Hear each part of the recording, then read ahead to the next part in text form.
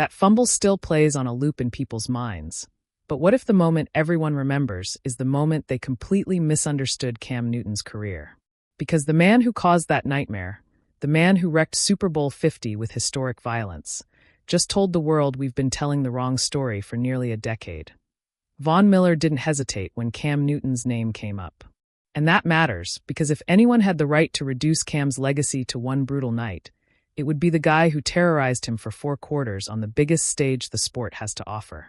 Instead, Miller went the other direction, calling out fans, calling out younger players, and calling out the lazy narrative that refuses to die. They don't remember how great Cam Newton was. That's how Miller put it. Not politely. Not carefully. Flat out. A problem in his words. And when you really sit with that statement, it hits harder than any sack he recorded that night. Because he's right. Somewhere along the way, Cam Newton stopped being a revolutionary force and started being a punchline built around one frozen frame from Super Bowl 50. But that night doesn't exist in a vacuum. And Miller knows it better than anyone. He didn't just beat Cam Newton. He had to reach a level few defenders ever touched to slow him down. 2.5 sacks. Constant pressure. A forced fumble that would become one of the most replayed moments in Super Bowl history. That performance didn't happen because Cam Newton was overrated. It happened because Von Miller played the game of his life. The irony is brutal. Cam Newton won league MVP that season. Von Miller won Super Bowl MVP by stopping him. 2 generational talents colliding at the exact peak of their powers. And yet, only one of those careers is routinely summarized by a single mistake. That's what Von Miller is pushing back against.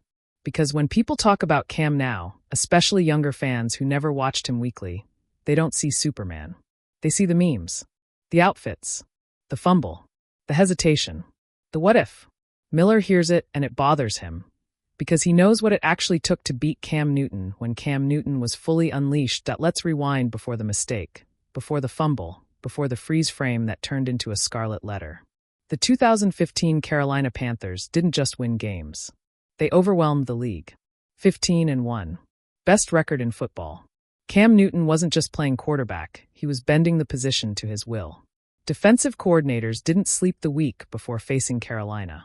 They panicked. 35 passing touchdowns. 10 rushing touchdowns.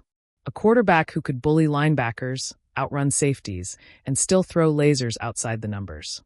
Cam Newton wasn't dual threat. He was the threat. He turned broken plays into touchdowns and designed runs into statements. He celebrated loudly, unapologetically, and dared the league to stop him. That season changed how teams evaluated quarterbacks. Size mattered again. Mobility became mandatory. Swagger stopped being optional. Cam Newton walked so an entire generation of quarterbacks could sprint. And yet, somehow, his name gets whispered like a cautionary tale instead of spoken like a legend. Von Miller hasn't forgotten. He remembers the preparation. He remembers the pressure. He remembers knowing that if he was even half a step late, Cam would escape, lower his shoulder, and flip the momentum. Miller has said it openly. Cam brought the best out of him. Not just any best. Hall of Fame level best. And here's the part that almost nobody talks about. Von Miller didn't stumble into that performance. He engineered it. Mentally. Deliberately. He admitted he made it personal. Not because Cam did something wrong, but because Miller needed a villain in his own mind to reach a different gear. Number 1 pick versus number 2 pick. MVP quarterback versus pass rusher fighting for legacy. Miller locked into a flow state. Calm. Focused. Detached from the noise. He created a rivalry where one didn't exist, because that's what elite competitors do. They manufacture motivation. That detail changes everything. Because it reframes Super Bowl 50 not as Cam Newton failing, but as Von Miller ascending. Someone had to lose. Someone had to be stopped.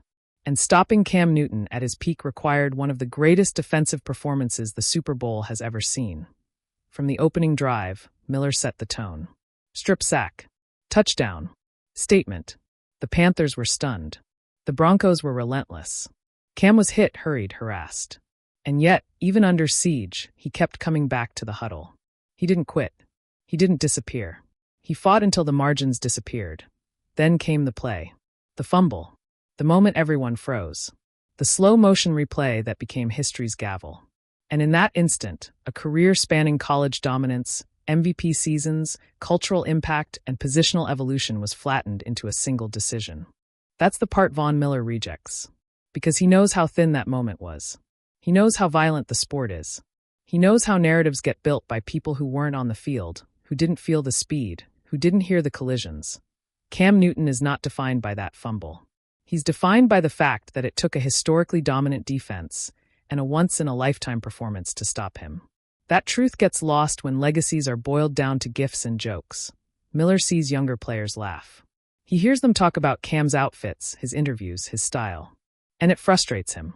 Not because Cam needs defending, but because the history is being erased. They don't know. That's what Miller is really saying. They don't know what Cam Newton represented to the league. He was Superman. That's Miller's word. And it's not hype. It's accuracy. Cam Newton took hits that would sideline other quarterbacks and asked for more. He played through pain, through criticism, through a media machine that never fully knew what to do with him. And that's another layer people ignore. Cam Newton wasn't just judged as a quarterback. He was judged as a personality. Too loud, too confident, too different. His celebrations were called arrogant. His fashion was mocked. His joy was policed. All while he was winning at a rate few quarterbacks ever have. When the wins stopped, the narrative flipped instantly. Suddenly the same traits that made him electric were framed as flaws. The league moved on. New stars arrived. And Cam Newton's story got paused at its most vulnerable frame. Von Miller refusing to let that stand is powerful. Because it's coming from the opposition. From the man who benefited most from that moment being remembered the way it is.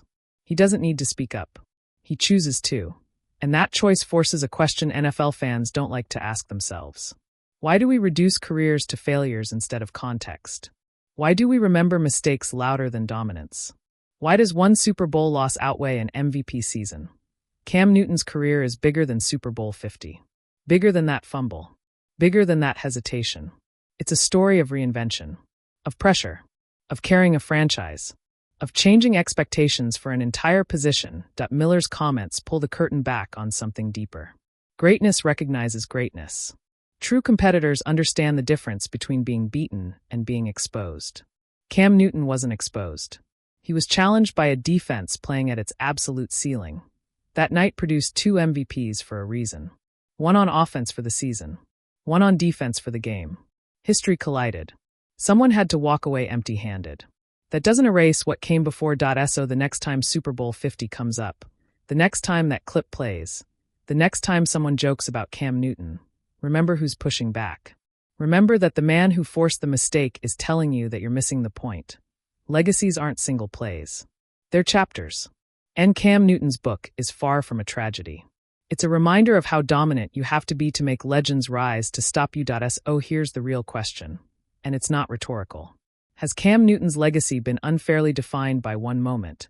Or is this just how the NFL remembers its most polarizing stars? Let me know what you think, because this conversation isn't over.